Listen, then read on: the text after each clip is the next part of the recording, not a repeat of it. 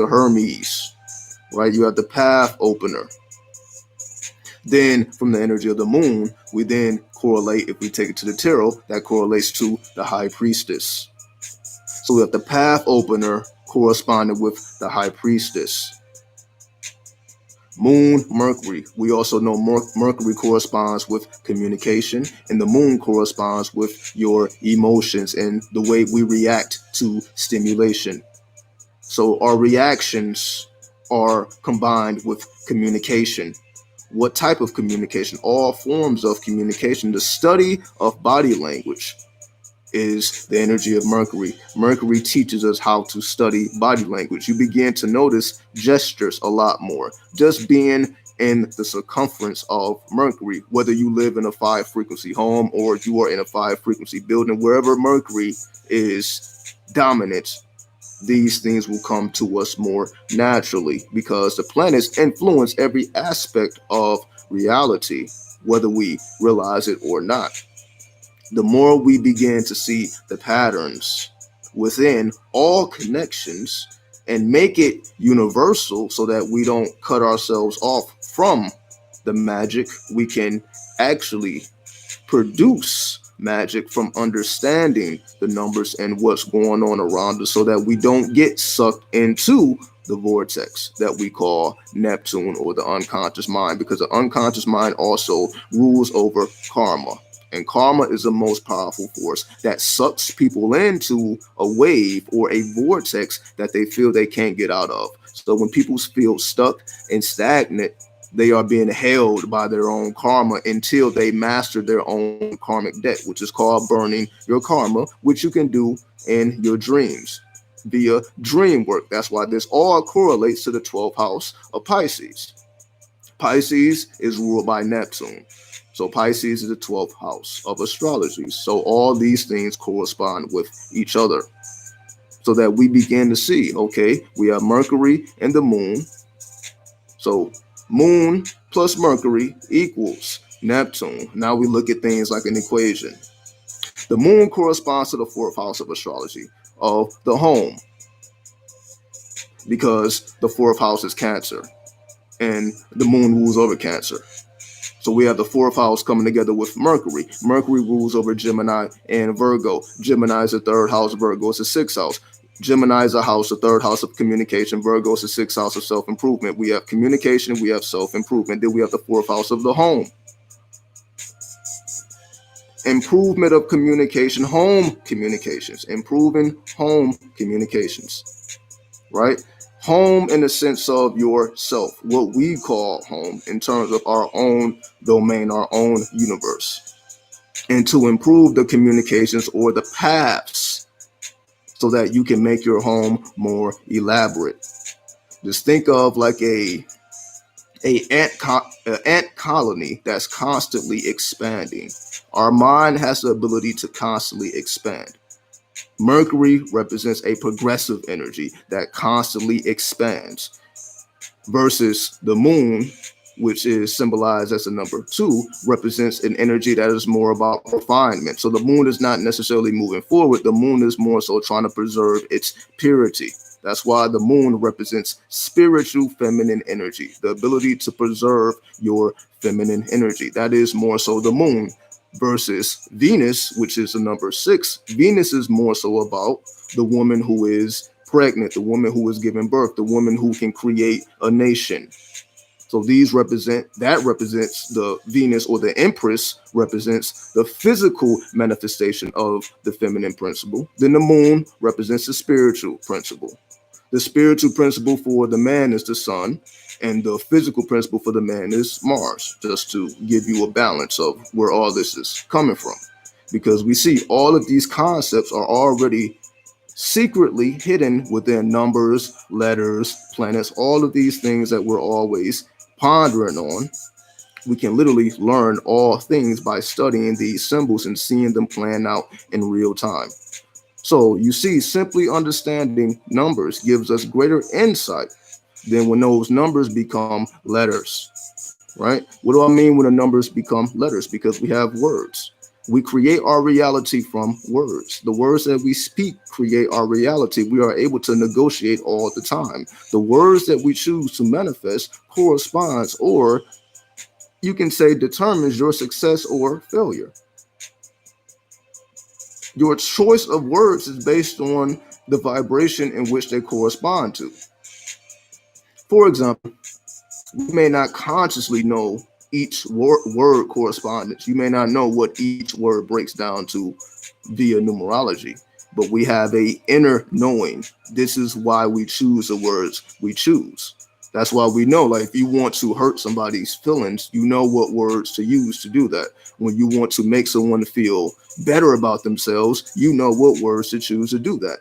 We don't necessarily have to know the mathematical equations of every word, but we know it via intuition based off of our emotional plane. Our emotions allow us to feel what we know inside, even if we can't logically understand that. And that's essentially what the feminine principle represents, an inner knowingness, even if you can't necessarily mathematically break it down.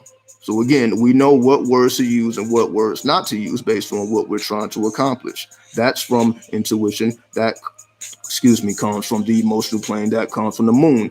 So when the moon corresponds with Mercury, we have the enhancement of your emotional communication, or communication from the subconscious mind, to speed up the subconscious communication, because we know the subconscious projects reality. Our reality is based on our subconscious, and our subconscious has to be programmed. So our reality is essentially based on the programs that we have running in the background. So if we are trying to manipulate those programs that are running in the background, because we're still talking about the 52 weeks of the year and how the numbers correspond to the 52 degrees that we each go through each year. We all go through 52 degrees.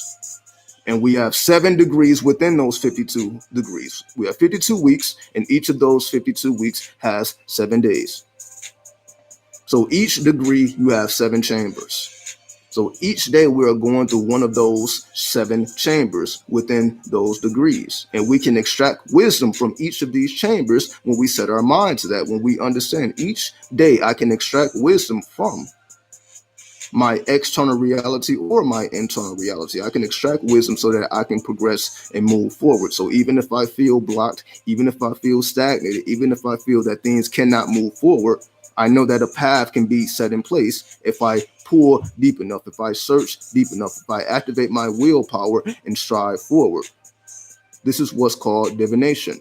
So the master number 33 also corresponds with divination, because divination is ruled by Jupiter, right? Because Jupiter rules over Sagittarius, and Sagittarius is a philosopher. Philosophy is based on your ability to utilize divination, your ability to pick up a regular deck of cards, for example, regular deck of cards that you can buy for a couple of bucks anywhere, right? And actually make some type of sense of this, right? So if I ask this, because the deck has 52 cards. So if I ask the deck, well, actually 54, because I have the 2 jokers in here. So if I remove the 2 jokers, it becomes 52. So let me remove the jokers. Then it becomes 52. So, for example, if I ask, what is today's degree, or what is today's lesson? How can I extract the wisdom of today's degree, today's lesson, however you choose to word your reality? The chamber, the portal, the vessel, the vortex, so on and so forth. So all I would do is just simply shuffle this deck and see what card comes up. So I'll do that right now and see what card comes up, and we'll see where we can use as regular playing cards and actually extract some type of wisdom, because these cards are all based in science. So there's a science behind that number 52. So it's a reason why these cards correspond to that 52nd degree, because this represents form. So just going to shuffle the cards. And again, because we don't have to pull out a tarot deck, we don't have to get into the intricate symbolism, so we can keep it very simple. We can keep it very mathematical, because the only thing we have to go off of is a number and a suit. So the only thing we have to go off of is a number and a suit. It keeps everything within context. So I'll cut the deck, and the card that comes up, the 3 of clubs, which corresponds to the 3 of wands. The 3 of wands corresponds to the zodiac sign Aries, and it corresponds to the planet Sun. So this is essentially the Sun in Aries, or Aries in the second decan, right? So we just look at it as the Sun in Aries, right? Just as one perspective, if we're just looking at it from the zodiac, just purely zodiac. So we have the Sun in Aries, right? So what does that mean? Because the question I was asked, well, what is today's degree? What could we extract from the day? What is the wisdom? What is the lesson of the day? So what is the lesson of the 3 of wands, or the 3 of clubs? What is the 3 of clubs trying to get us to understand? The 3 of wands, because we know it now to represent the Sun in Aries. Well, when the Sun is expressing itself within the zodiac sign of Aries, which can correspond, if we take it to the tarot, the Emperor. Right? So the Sun is shining upon the Emperor. If we know anything about the energy of the Emperor or Aries, we know Aries to be a cardinal fire sign. Whenever we're dealing with fire, we're dealing with desire, we're dealing with passion, we're dealing with an energy that wants to get things started. So Aries is the starter, right? So Aries would be the one that starts something new. So we have this cardinal energy. So we have the rushing of new currency. So Aries wants to move forward. Aries wants to rush in a new form of currency, a new idea, a new intelligence, a new path, a new idea, so on and so forth. When that energy is supported by the Sun, which is a fixed fire. So Aries is a cardinal fire. The Sun is a fixed fire, because the Sun rules the zodiac sign of Leo, right? Leo then is a fixed fire. Aries is a cardinal fire. Leo is a fixed fire. So we have a cardinal energy. We have the starter. Then we have the fire itself being preserved. So we have the starter preserving the fire. So when the starter is preserving the fire, what is this trying to tell us? Well, there's a lot of fire for one. So elemental wise, we're dealing with the fire element. So whenever we're dealing with the fire element, we are dealing with the ability to heat up. That's why I wanted to make this video in the hour of Mars, because I am planetary aware. I am aware of the planetary days and the hours and all that. So I wanted to come in the hour of Mars. So I see why I was unable to do this in the hour of Jupiter, because that was the last hour and I was having all this interference. So I see, okay, I was having a bunch of interference during this hour, so I wanted to wait to the next hour and see and try again. And we see we've been doing the thing without any problems, because I'm like, okay, this is based on planetary energy, right?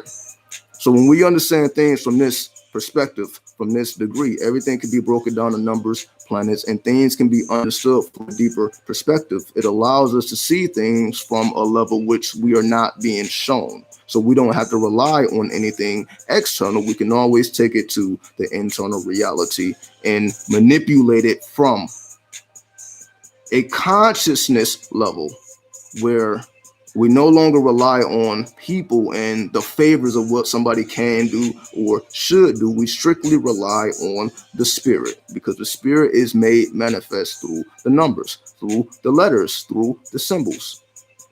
Because these symbols are realities. These are vessels for higher intelligence. Because we are on the earth plane, things are only seen from their shadow. That's why when we see people, we see, either a person is good or bad. We only see a person's shadow. We don't see the person's soul light. We may see a emanation of the soul light, but you can't perceive a person's soul light. It will burn everything in existence. So we are only able to perceive shadows in this darker world that we call Earth. So this is a darker energy. So we can perceive only the darker shadows, which is why you have to activate your third eye or your pineal gland. You have to secrete the DMT to even see beyond the shadow, because the shadow is thick, right? What I mean by a thick shadow is this. It's easy to focus on the negative and the ills of the world. It's very easy to focus on these things, right? You have to actually put an effort to be, as we call, positive. Not just positive by being a good person, by actually manifesting the energy from within yourself, and it actually affects others. And I don't mean on a level where it's your mindset. More so, you are manifesting a spiritual currency, which is different than just being in a good mood. There's a difference between being in a good mood and just, you're just a good person versus manifesting a spiritual currency, because that actually takes work. That takes effort. That's when we are applying invocation and evocation to our magic. So every day you're putting in work. You're invoking something or evoking something, because when you do that, you are actually manifesting a spiritual principle into the physical reality, which is completely different than just having positive vibes. You want to amplify the positive vibes and combine it with the negative energy. The negative energy is just the repetition that you just don't want to do it. Nobody wants to sit and chant a mantra for 8 hours, 10 hours, 12 hours. It's not fun to do. However, that's the negative currency that you need, that repetition, that ability to stay solid, to stay within your boundaries, in the sense of when you are creating something, you must keep the heat on it. You must keep the flame on the sword when you are forging the sword.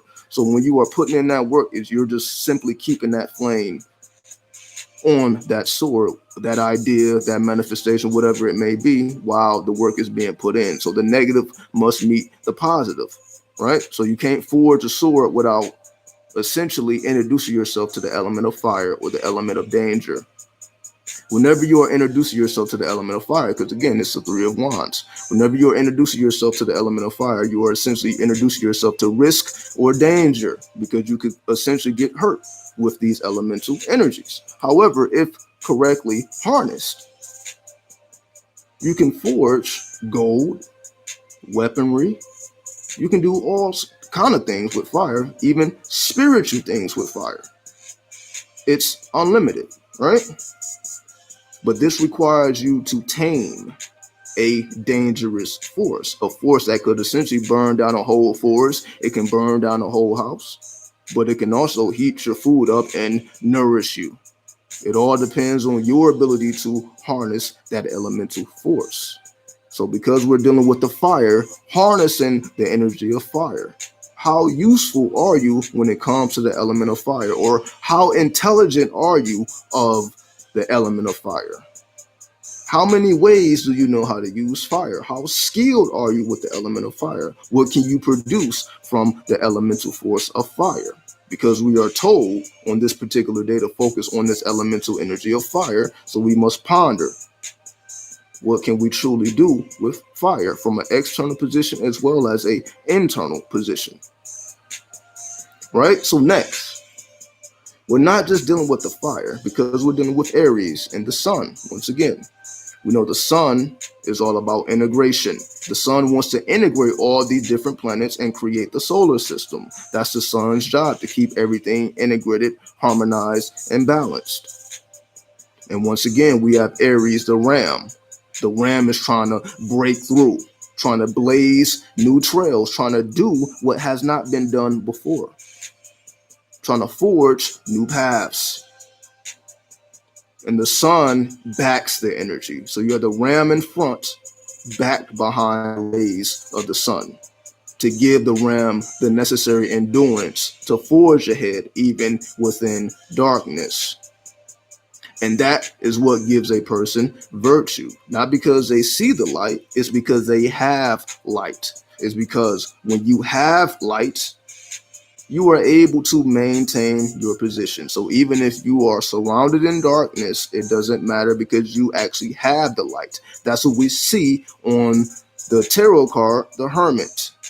The Hermit is holding the lamp, because the Hermit has light. The Hermit is the light. When you are the light, you can be surrounded in darkness. That's the energy of the Hermit. When you meditate on the Hermit, that's why the Hermit is in the cave or somewhere in isolation away from people, because when you are the light, you can be away from people, you can be in isolation, you can be in complete darkness and be just fine. You can still rule your reality. That's why sometimes you see the Hermit with a dog, the three-headed dog. Sometimes you see the Hermit with a monkey, symbolized as Thoth, the scribe, so on and so forth. So you can see these symbols the deeper you study into the tarot, numerology, astrology, and all systems that we call occult, and see them from their universal perspective. Because when you see them from their universal perspective, you see you can take it back to you and see how you relate to it all. And when you take it back to self and you see, well, what do I have to do with all these mysteries? When you see yourself as the center of gravity, when you see yourself as the center of gravity, meaning everything revolves around your subconscious mind. Meaning when you program your subconscious mind to reflect a different symbol, then that will reflect in your reality. It may not necessarily reflect in the next person's reality, but it will reflect in your reality, because you become a living emanation of that reality that we call, or have channeled and simplified and created as a symbol. A symbol is the most simplified way to create a reality or a vortex, to open up a vortex from one thing to another thing. The most simplest thing you can do is create a symbol, because a symbol connects one world to another world. So essentially, if you have something in your imagination, if you are imagining a dragon, for example, the only thing that's going to connect the dragon to this world is if you scribe it with your hand, or if you write it with your pen. You have to essentially create it, because it does not exist in this world. So the only way for it to exist is through you, because you are the center of gravity. You have to open up the vortex. So you have to forge a symbol to make that a real reality. So somebody can come in your home and they're like, oh, that's a dragon, because you didn't paint a dragon or you drew a dragon. They're like, oh, somebody can identify what it is. But it came from within you, and you had to make it manifest. And then that energy then feeds you, because that becomes a symbol from your subconscious, which you projected, and now it helps you and it feeds you because you crystallized it. And that's what art is, because we are on the 14th day. The 14th day corresponds with the 14th trump. The 14th trump is a card of arts or temperance, depending on which tarot deck you have. It either is the card of arts or temperance, which corresponds with the zodiac sign of Sagittarius. And that's what we've been talking about. Sagittarius corresponds with the 9th house. The 9th house of higher education and seeking truth. Foreign travel, foreign associates. Sagittarius wants to aim its arrow beyond what they can see with their physical eyes. That's why you see the arrow symbolize Sagittarius. Sagittarius is half creature or half animal than half man. Why is Sagittarius half animal, half man? Meaning the taming of the unconscious mind. Because if you look at the previous sign of Scorpio, Scorpio is in the fixed waters. Scorpio is completely submerged in the occult, in the underworld. So being that Sagittarius is next, Sagittarius is 1 foot in, 1 foot out, 1 foot in the occult, 1 foot out. That's how Sagittarius becomes the philosopher. Sagittarius becomes a philosopher because it's 1 foot in the occult, then 1 foot is out of it because it's not fully submerged. Then if we look at what was previous of the occult, was previous to Scorpio, then that takes us to Libra, and Libra represents the scales, because you must take the scales into the underworld, because if you don't take them scales into the underworld, you may get lost, right? But if you had the scales, you can descend into the underworld, then emerge from the underworld transformed, half animal or half unconscious and half conscious, and be able to direct your magic forward beyond your physical sight because of the secrets you learned in the occult.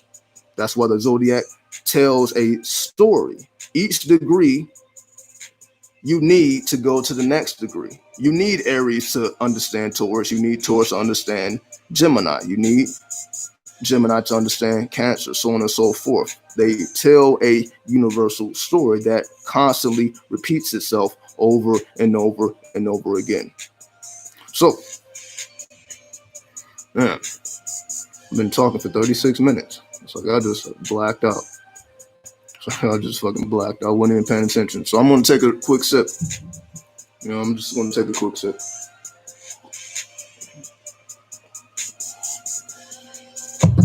But I want it to be highly technical. And the reason I want to be highly technical, I see, because I couldn't even live stream on the phone.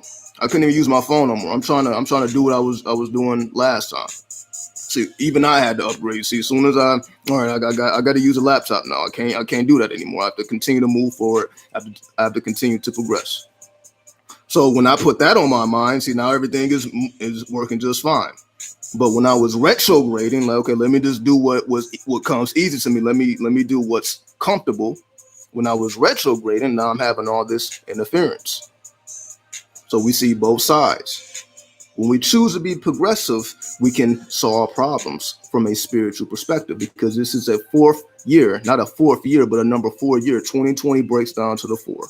Right, so we understand the 33 breaking down to the 6 that we talked about. We understand the 52. We understand the 3 of Wands. Once again, we talked about the Sun. We talked about Aries. We talked about Leo. The fixed fire of Leo rules over the 5th house. Aries rules over the 1st house. So let's look at it from a house perspective. The Sun and Aries. So essentially, we have Leo and Aries. So we have the 1st house and we have the 5th house. The 5th house of creativity, self-creativity, and we have the 1st house of identity. So Aries is all about self-identity. Who are you? So Aries is constantly asking itself, who am I? Who am I? Who am I? Who am I? Who am I? You constantly ask you, who am I? Who am I? Who am I? Right? Then Leo is all about romance, creativity. How am I going to utilize my creativity? So Leo is trying to be creative.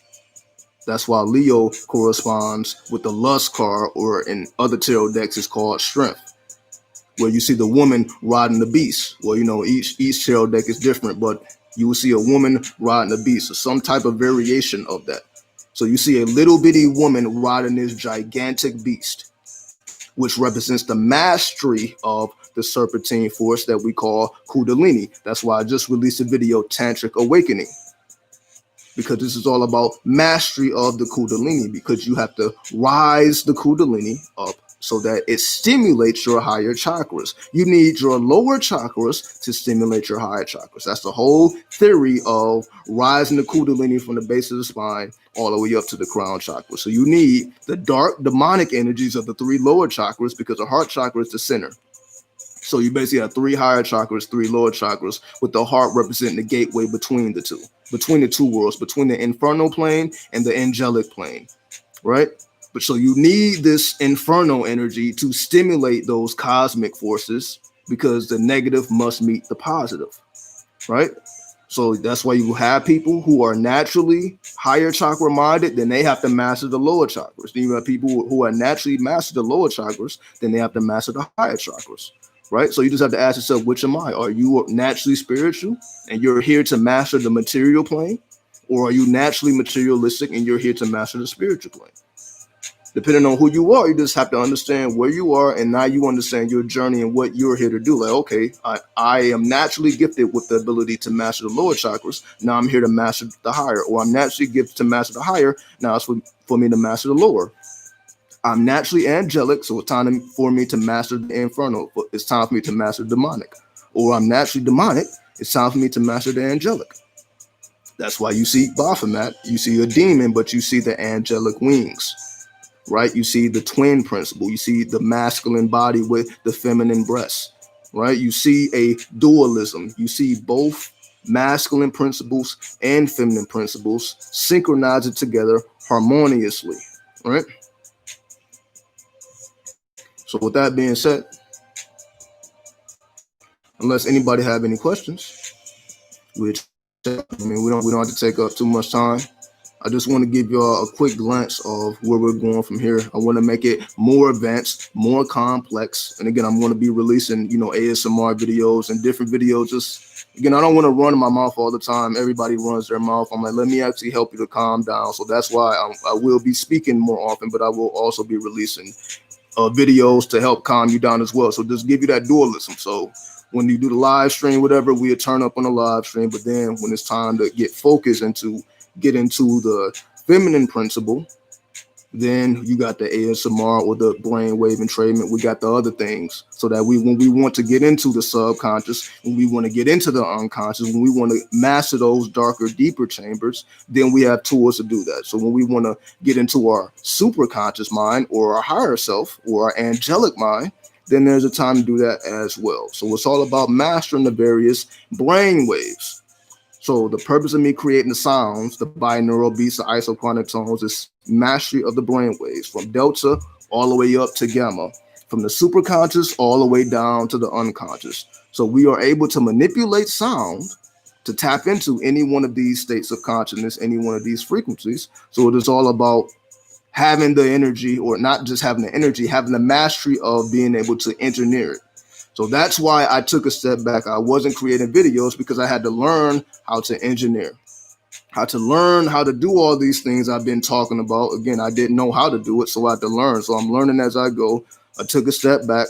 So the video I just released is what I was learning how to do. So everything I was learning how to do, I simply put it in that video, put it in, and that's what I'm going to be doing, as well as doing these talks as well. So I'm trying to have two currencies moving simultaneously, the pre-recorded videos as well as the live stream. This is just more so, for the energy that to get things heated up, to get things again more magnetic, to rise up the energy so that we can have more clarity. Then we descend into the Doth. Then we descend into the Duat. Then we go to the land of the dead and we get those major secrets so that we can know how to move in this time of, you can say, upheaval. In times of upheaval, you must master the ability to move and not be detected and create and forge new routes. So if you had old routes that got destroyed, now it's time to forge new routes. Now you need that infernal energy. Now you need that Plutonian energy. Now you need those darker infernal chakras. Now it's time to tap into that root chakra. Now it's time to tap into that sex chakra, that tantra. Now it's time to tap into that solar plexus, that soul force. So even the soul force is darker. The soul force is a flame, but it's not necessarily pure as we know it, because the solar plexus is our inner sun. Our inner sun helps us to will our way through life. What I mean by will is a force. So your will is projected through your solar plexus. It's a force. You can feel will. It's not something that is physical. It's something that is etheric. It's something that's strictly made from the infernal energy, strictly from the etheric flames. That's why it's called an etheric flame. That's why the aura is a electrically charged aura. It's vibrating at a higher pace that we can perceive with the physical eyes. You have to develop your spiritual eyes or your astral sight to even see it, because it's vibrating at a higher frequency than what can be perceived. Right? There's frequencies that we cannot hear, but we can develop our ears, our psychic senses to hear these things that cannot be heard, right? All these things can be developed when we master the various brain waves, when we master the various symbols of the occult, when we master the numbers, the letters, the alphabets, and understand what we fit into it as the center of gravity. When you see yourself as the center of gravity, then everything begins to bow to your feet because you understand everything is alchemy. So once you understand the phases and the degrees of alchemy, then you understand what chemicals you need, what ingredients you need to produce a certain result. Right? So just like every day you get up, there's a certain formula you follow to prepare yourself for the day. You don't have to think about this formula because it has become a habit. It has seeped into your unconscious mind. So you do it naturally, even magically. This is what we're called the morning ritual. Then you have the night ritual. We have these rituals to help us prepare for the day. Then we have rituals to help us settle down into the night. Right? So all we're doing is amplifying these rituals. All we're doing is utilizing science and mathematics to do what we're already doing, but to give our thought more depth. And when we give our thought more depth, we begin to see things more occultically. We begin to see things that are hidden, and it doesn't make you more emotional. It makes you more tame. You begin to become like the Sphinx. You see the demonic nature of this world, but it doesn't faze you. That's the ultimate secret. We know this world is completely mad. No one knows what's going to happen tomorrow. But are you going to allow it to faze you? Because if you can maintain your center, your equilibrium, your temperance, or your art, the 14th degree, if you can maintain your temperance, 1 foot in, 1 foot out, not allowing these things to sway you because you know you can always reach within. We will never be presented with situations where there's just nothing that can be done. And situations where there is nothing that can be done, then our time was meant. Like if you just blow up and you can't save yourself, then it was just time for you to ascend. But if it is not our time, if we have say-so in it, if we have the choice whether to live or die based on ignorance or knowledge of self, then hopefully we choose the path of knowledge of self so that we begin to make sense of the chaos. Because life is chaos till we make sense of it.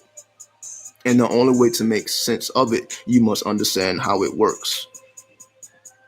That includes the shadow as well as the angelic, because life is a combination of both of these degrees, the infernal and the heavenly.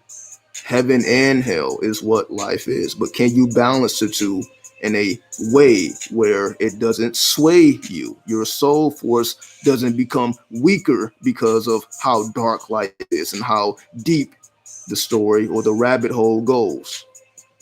Do you sway on your path or do you remain steadfast? Because if you remain steadfast, then all things begin to make sense when you become the light, so you don't have to follow light.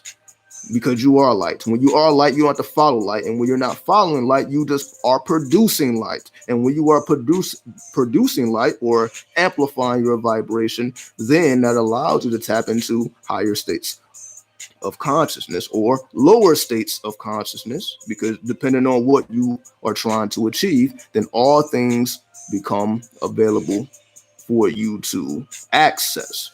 Some things you cannot access with your conscious mind. Some things strictly you can access via the subconscious or the unconscious or the superconscious.